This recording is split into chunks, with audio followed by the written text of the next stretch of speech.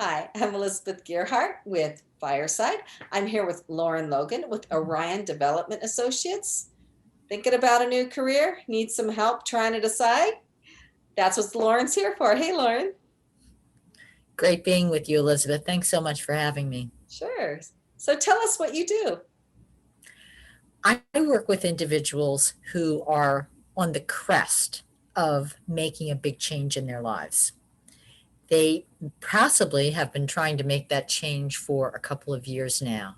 And there's been one roadblock and another obstacle and another time of waiting. And they are now ready and just need to burst through to the finish line.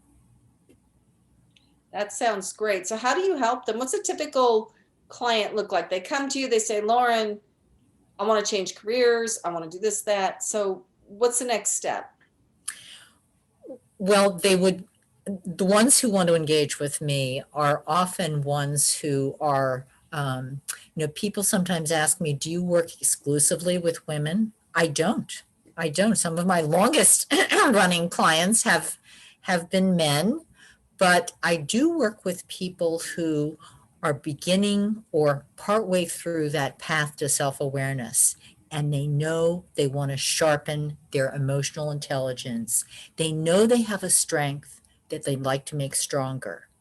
And in the instance we were talking about, the career changing, sometimes they look at me, and I'm in my third successful career at this point, and they say, how'd you do that? I want to do that. And so what do you say to them? Let's start here. I work with I would call it a formalized career coaching plan. Now, formalized only in the sense that we actually have material. In my viewpoint, it's the highest quality material around, but all of it, every single word of it, is tailored to your needs and your goals. So there are no typical coaching clients. Well, that's true. Everybody's different. So how do your clients find you? Where do you get them from? Frequently, they come from referrals. Those referrals come from existing clients, former clients, sometimes former colleagues. In a couple of my iterations, I have been in-house. So sometimes those are good sources, and sometimes networking groups. And sometimes the referrals are really surprising. So how did you come up with the name Orion Development Associates?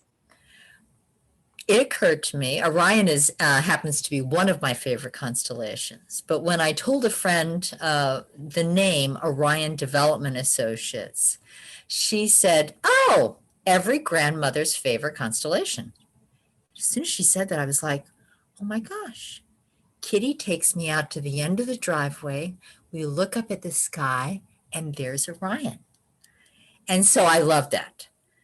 But later, maybe a year into having formed that company and started coaching with people, I began to see the importance, the critical importance of goal setting. And all of a sudden, that hunter, pulling back and aiming for the goal became so significant. So that's how Orion came. Development has to do with your development and my development.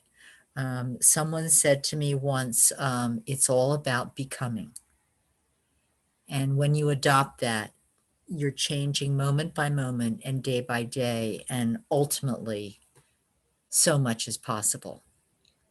And associates, because I happen to work with some wonderful people in Pennsylvania who back up everything I do.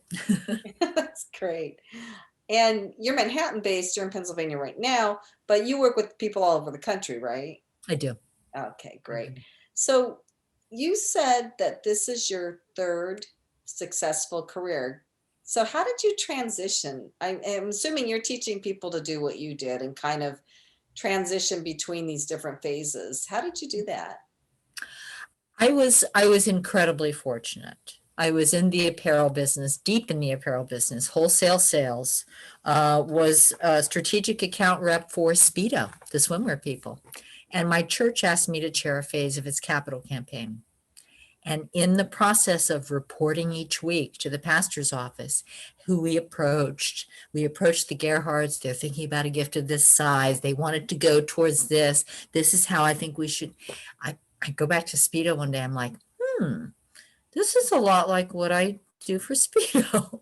So miracles later, I was awarded a full-time position with a very large church in Manhattan that ultimately 4.5 years later raised nearly 30 million, which for a church is a crazy amount. So, and then got to work with Columbia University Medical Center and with VillageCare before I came to the realization that I I will do a lot of my business with nonprofits forever.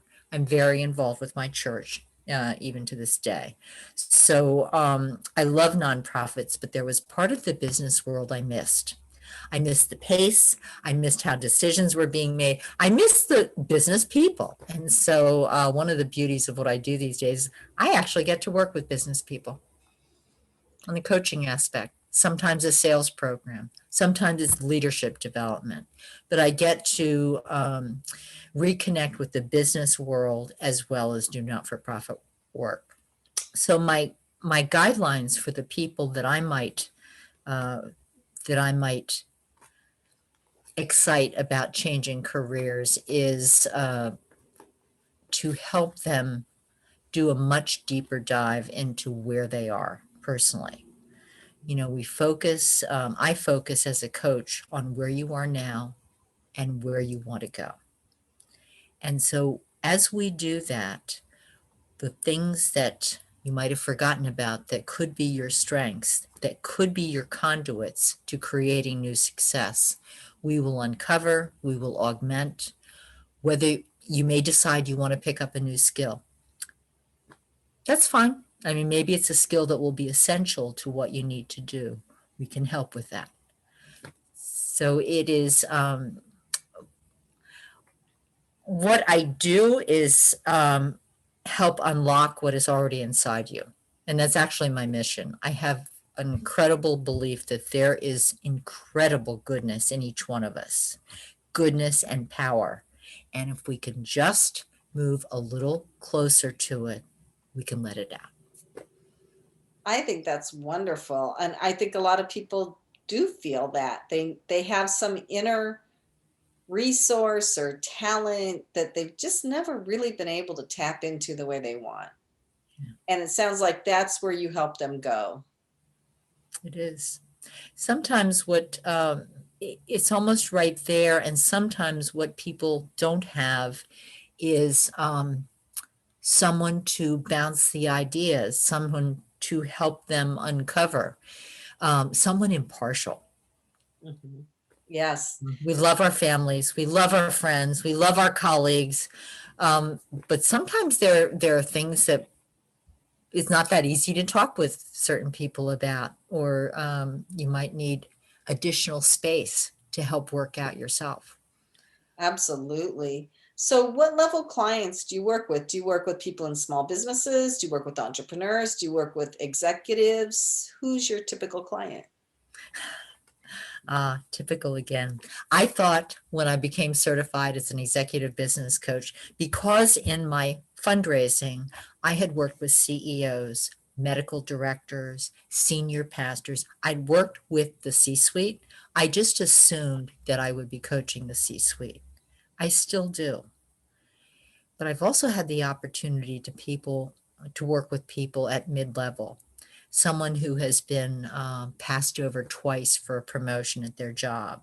That person who looked in the mirror on Wednesday night at 6 p.m. and just said, whoa, there's something else I should be doing. I've had the incredible privilege to work with people who are a year or so out of college graduation. It's been rocky for them. They've had great internships that they thought were going to translate into full-time jobs, and whoop, hiring freeze. So it has been challenging to work with them and keep them motivated. So I I would say that I probably still work with primarily with people who are in the upper level, but they are in the business world and the not-for-profit world. Okay. So Well, so that person has been passed over twice for the promotion. When you start working with them, do they ever say, you know, the reason is because I don't really care about this as much as I should. So I should go off and do something completely different. Maybe take some of my skills with me, but be in a different place. Does that ever happen? it has happened. Mhm. Both And sides of that have happened. then on the other side, you have helped them figure out what's holding them back so they can be successful and stay where they are. I've helped them so that until they got that promotion. Yeah. So both sides of that have happened. That is excellent. Is there anything else that we need to say before we end our interview? Um, no, except that if some of your listeners are wondering at this point where it is they are supposed to be going, it really is a wonderful time to talk with someone outside your circle. Just redirect. Excellent. Thank you. Thank you.